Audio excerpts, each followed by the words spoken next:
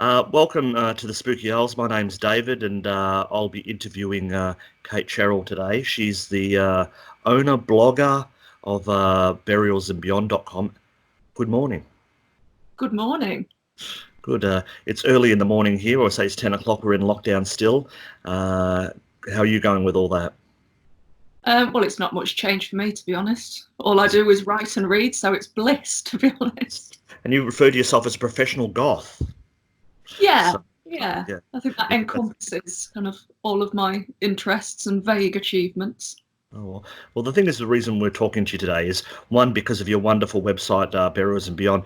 I don't know how long ago it was. It might have been 6 months ago. I don't know, but I came across your website, and I just absolutely loved it. And I just thought I'd like you to do some work for Spooky Isles, which you've done, and you've done lots of good articles. And the thing I find mostly about your work is you really are passionate about graveyards. Why is that? Yeah, I think they're really underappreciated spaces.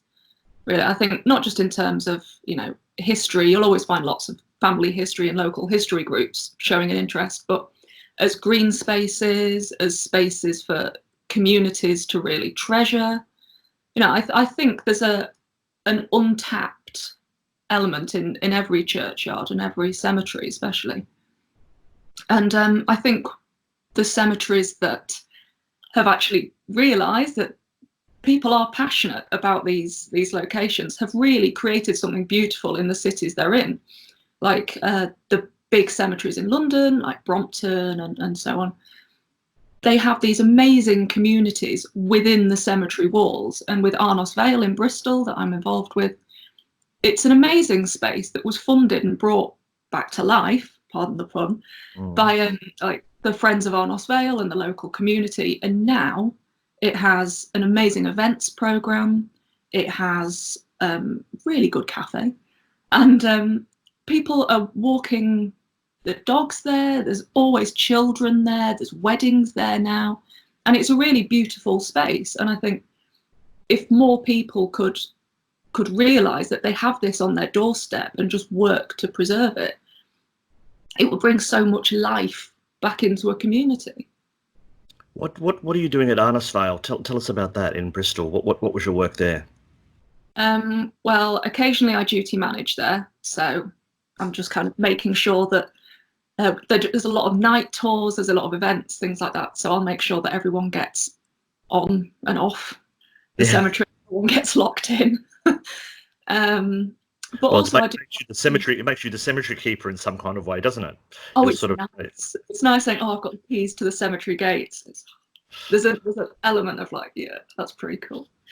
But I do a lot of talks there as well. I'm fortunate enough that they've booked me several times to do lectures on Victorian mourning and mourning jewellery and things like that. So that's really nice because I'll go and I'll speak in a beautiful building, usually the Anglican chapel, and there'll be a fab audience, and all the proceeds keep the cemetery running. So it's a really nice space to be involved in any capacity. How did you find yourself in Bristol when you're from Lincolnshire? Well, when you're in Lincolnshire, my God, you spend your whole life trying to escape it. Well, how did you find this particular cemetery when there's so many around Britain? Yeah, well, I went to a death conference in Winchester, and I met someone there who works for Arnos Vale and she does events and teaching and things, and we became really good friends. She's based in Bristol, so our friendship began, and and it all spanned from there. There you go. Funny thing. So is that your famous? Is it your favourite cemetery? I think I'd get in trouble if I said it. It wasn't. Well, what's your second one then? What's your second favourite one, so you don't get in trouble? Oh, it's a bit of a cliche, but I love Old Highgate. Yeah. Highgate Cemetery. I think the kind of big London ones still seem like such a treat to me. Yeah, I quite like the little ones though. I mean, you can find some really cute. I say cute in a cemetery type way when they're so perfectly maintained or formed. When you've got like the when you see the old gravestones with the skulls on it, stuff that you could, it's been, I don't know how they did it, but it looks like it's been handwritten in, been, Yeah. etched out in a sort of a cursive script. I Oh, really quite like those. I mean, I don't live far. You said Brompton Cemetery. I don't live that far from Brompton Cemetery, and you know, they're good, but they seem a bit bland at times because they are so big. I do like a yeah. cute little cemetery, especially in a little village or something like that. So, Yeah. And so when yeah, it comes to like churchyards and graveyards that are actually attached to a church, then that's one thing that Lincolnshire has in droves. If you want to see amazing 6-foot slate headstones and, you know, tiny parish churches that are filled with effigy tombs, that's amazing for Lincolnshire. But what we don't have are like proper big cemeteries. So, yeah, I kind of have the dinkier side of things, and even locally in Louth, there's the St Mary's Old Churchyard, and I've written about this, and I'm really hoping to do some work with the council in cataloguing all the burials there. But it's a tiny old churchyard, and all the headstones are stacked around the edge. There's kind of yes, yeah. I know you see that sometimes, don't you, around the place? Yeah, yeah, and sometimes you see them when they've used them actually for paving at times. yeah, it's a bit unsettling, that, even for me. Yeah, I suppose they are just stones, aren't they? They're not quite using. I never went to it because I never got around to it. I went to Prague once, and there's a bone church there, which apparently the Mm. church is made of bones. I think I think I've a little bit more of a problem with that than people using the headstones for paving. But if you're actually physically using people's skulls and bones to build a church, Well, but it's all down to intent, isn't it? The people wanted their bones involved in the church. The okay, well people that's the case. wanted their headstones used as paving. Yeah, I suppose that is true. So, what was the last one you went to? We've been in lockdown for a little bit now. So, but where was the last cemetery you went to? Or graveyard? Oh, crikey. The last one, probably it'll be one in Norfolk, I think. I've got a lot of family in Norfolk, so we go kind of periodically. And it's more churchyard, so it's more uh, graves based Yeah. around a church. But there's some really beautiful ones near Horning. So I'd say probably some churches near Horning, and I just spent an inordinate amount of time cataloguing. Okay. So So you're actually you're cataloging them what do you mean by that? I try to. I think if you go to an enormous cemetery, there's no point in taking pictures of every headstone you see. But I think especially in little rural churchyards and around little parish churches, there's so many. I can't really take pictures of everyone, but I take pictures of a lot. And Yeah. there's so many little stories that are untold in every churchyard. And I think it's a really nice little hobby to find, a nice well carved stone, get on the census and see who these people were. What did they do? How did they die? What did they do when they were alive? And I'm finding that as quite a nice project at the minute. Yeah. And I think that's also very helpful for you family historians. If you could be putting stuff up online, photographs of headstones and stuff like that, you don't know who you could be helping Yeah, with. So absolutely. yeah. I think the last one I went to a couple of weeks ago. I went to Putney Vale Cemetery, which is in South London, and I went there because of John Pertwee, the third Doctor, is cremated there. But I couldn't find him, and I think it's probably no stone or there's nothing there. Quite a lot of famous people there, a bit like this, say with Highgate. I think it's one of these sort of unknown one that's Putney Vale. And interestingly enough, there was Howard Carter there, who was the archaeologist that found Tutankhamun. Yeah. So that was pretty cool. But it was, you find some very interesting, cemeteries out there. Now, you were saying before, and I've known this, so it's not you were saying this before. You're a PhD candidate, and you're doing Gothic studies. Tell us a little bit about that, about the work that you're doing to get your PhD. Well, I'm coming to the end of it now, which is wonderful. I'm very relieved. So you'll be Um, Doctor next, yep. oh, come on. I need the floppy hat. Then I'll be happy. No, I'm studying, it's 19th century Gothic. I'm doing a creative slant on it.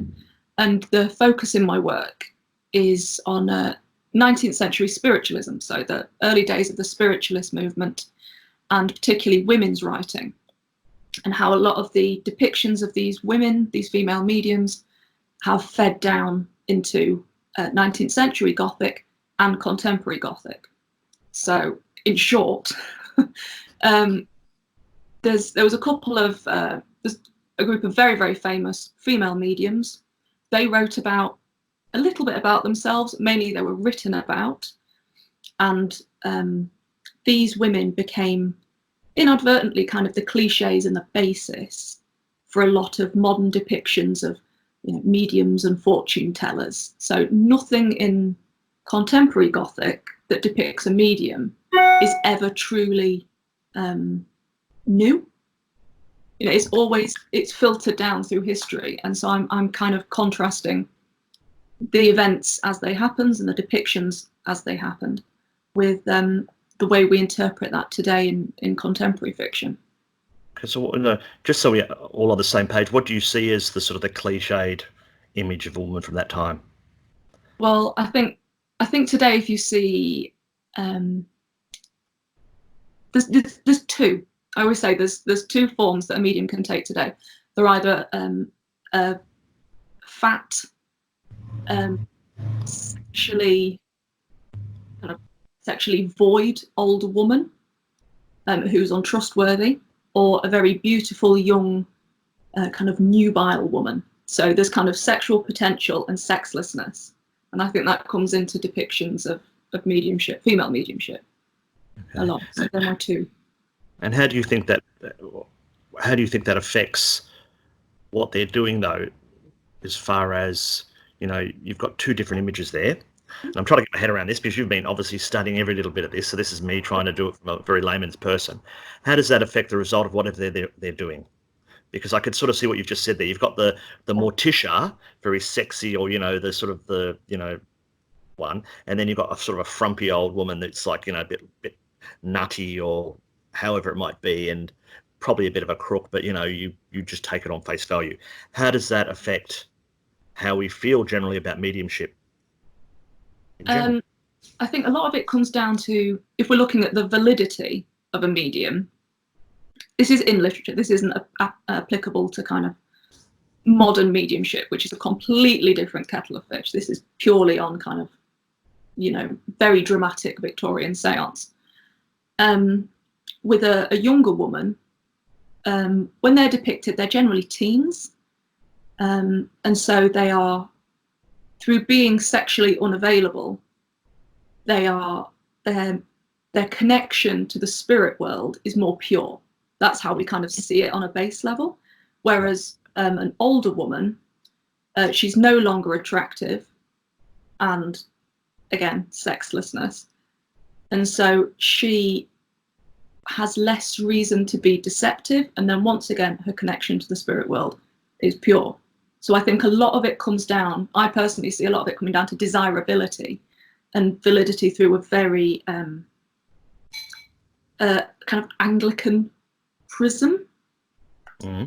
You know what I mean? That's quite vague, but okay. Yeah. I was trying to think of sort of characters like Solitaire in James Bond in Live and Let Die. She's very pure. She's a seer, or, you know, does the cards, the tarot, and she's very pure. But then once she's touched, and that's in the film, I don't think it's really in the book, but in the film, you know, James Bond does what James Bond does, and she loses her power, or somehow she's seen to lose her power. So I imagine that's, when we look at all these things, it's like sluts and saints. They're either good or they're bad. There's nothing in between. So really, from what you're doing, it's not much dissimilar to all women seen in literature. In some, so what are some of your more favourite depictions of women in Gothic literature in the 19th century, if we're going to be talking about that kind of era? I think I spend most of my time criticising depictions of women rather than celebrating them. Well, what's the least worst then? The least worst, I think. To be honest, a lot of them are quite bad. Probably. Tell us the worst then. Tell us some worse ones, and let's get that off you, and we'll then talk some good ones. Abbey. Yeah? But I think if you look into kind of more vampiric fiction from the 19th century, that isn't really a field, but it's still a woman, so it counts. Yeah. Oh, my mind's gone back now. Joseph Sheridan Le Fanu. Camilla. Camilla. Oh my God, my mind just went. Yeah. Yes, I think the female depictions in Camilla are very different to the majority of women in 19th century literature. And I think even though, it's again female sexuality corrupting the pure younger woman, but nonetheless in depicting corruptive female sexuality, at least there's a little more duality, and the female characters are a little bit more fleshed out than we used to. Yeah. And that's interesting. What did you think of the films that have been based on it? There's been tons of films based on Camilla over the years. A lot of the Hammer ones, which are basically just soft porn, lesbian things, so which are not really. I don't think they've ever been. I don't think there's ever been a good, a good interpretation of Camilla, and I don't think there ever will be, to be honest. Because I think any studio funding something like that will always want something a bit more. Yeah.